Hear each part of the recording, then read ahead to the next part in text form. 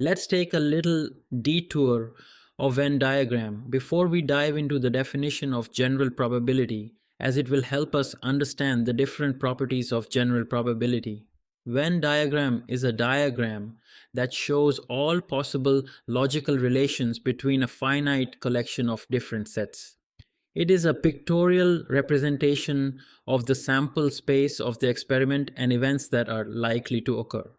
Let's look at different types of Venn diagrams and their operations.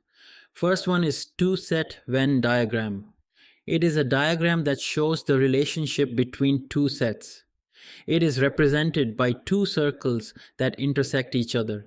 There are various operations that can be performed on two sets. First one is intersection. It is the common region between two sets. It is represented by the overlapping region of two circles. Second is union. It is the region that includes all the elements of two sets. It is represented by the entire region of two circles. Third one is exclusion. It is the region that includes all the elements of one set but not the other. It is represented by the non-overlapping region of two circles.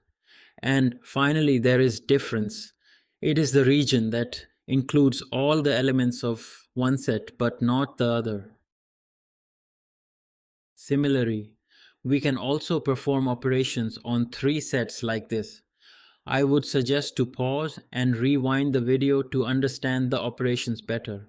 The animation are self-explanatory and will help you understand the concept better. Next, let's also understand what axiom means in mathematics before we start discussing the definition of general probability. An axiom is a fundamental statement or assumption accepted as true without proof, serving as a foundational building block for a larger theoretical framework. Some characteristics of axioms are self-evident. Axioms are considered self-evident or universally accepted truths within a specific context or field. Not proven.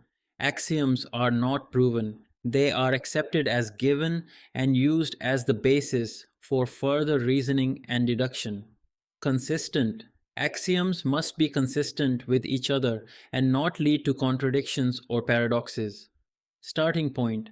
Axioms serve as the starting point for logical reasoning, allowing other conclusions or theorems to be derived from them. Few examples of axioms in mathematics are as follows. Axiom of equality. If A equals B, then B equals A. Axiom of lines. Through any 2 points, there is exactly one line. Finally, we are ready to discuss the definition of general probability and its properties. General definition of probability relies on two axioms. First, if two events A1 and A2 are mutually exclusive, then A1 intersect A2 equals to a null set. Second, if A event is the whole sample space, then probability of A is 1. Given these axioms, we can define the probability of an event A as P of union of Aj is equal to summation of P of Aj for all j.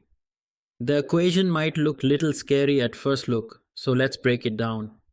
P represents the probability function. It assigns a probability value to an event or a set of events.